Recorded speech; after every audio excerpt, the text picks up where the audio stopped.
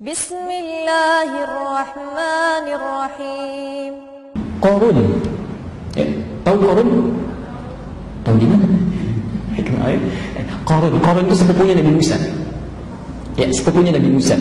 Jadi Qarun punya bapak namanya Yesar. Musa punya bapak namanya Imran. Tapi bukan Imran yang di Ali Imran ya, Imran yang lain. Imran itu kakaknya Yesar. Jadi bapaknya Musa adalah kakaknya bapaknya Qarun. Musa punya bapak namanya Imran, Qarun punya bapak namanya Yesar.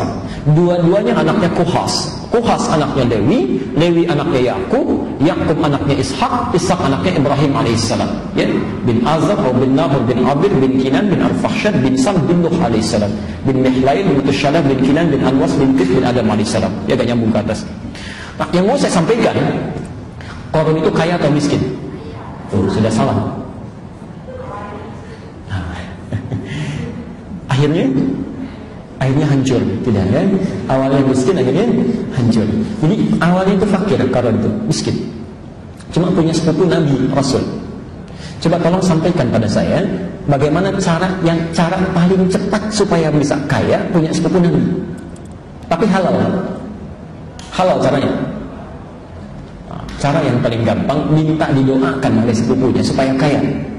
Karena doa Nabi itu mudah untuk terjawab.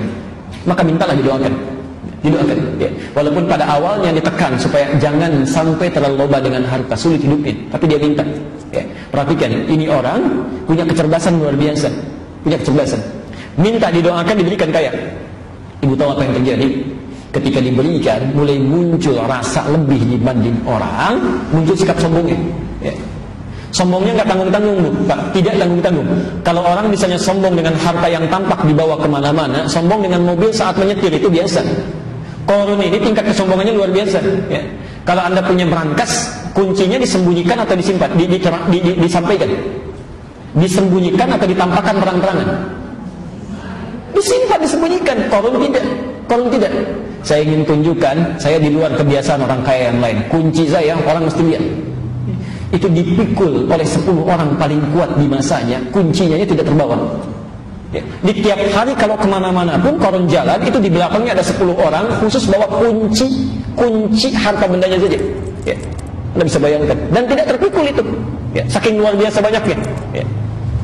Sombongnya luar biasa. Jadi kalau ada orang kaya sombong sekarang, itu ketinggalan zaman. Ada yang lebih kaya dulu ya, ada yang lebih kaya.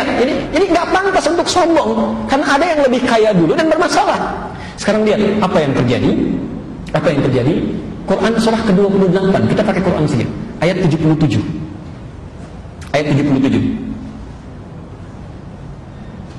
Ketika diingatkan di ayat 77-nya, wabtaghi fima ataakallahu daral akhirah wa la tansa nasibaka minad dunya. Ada ayatnya? Quran surah 28 ayat 77. Perhatikan, diingatkan oleh Allah melalui lisan teman-temannya tuh, yang seangkatan, yang sepantaran ya.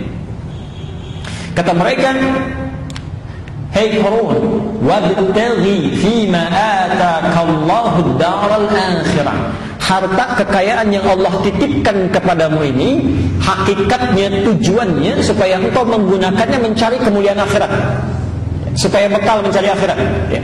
Maksudnya begini Pak, Ibu, cara memahaminya, ada orang-orang yang tidak Allah titipkan kelebihan harta, tapi kelebihan tenaga misalnya ya. Maka dia gunakan tenaganya untuk ibadah. Dia bisa sanggup bangun malam, dia sanggup untuk puasa, dia sanggup baca Quran ya. Ada orang-orang yang tahajudnya tidak sebanyak orang ini ya. Baca Qurannya tidak sebanyak orang ini, puasanya tidak serajin orang ini, tapi Allah berikan harta benda supaya dia bisa ibadah dengan itu ya.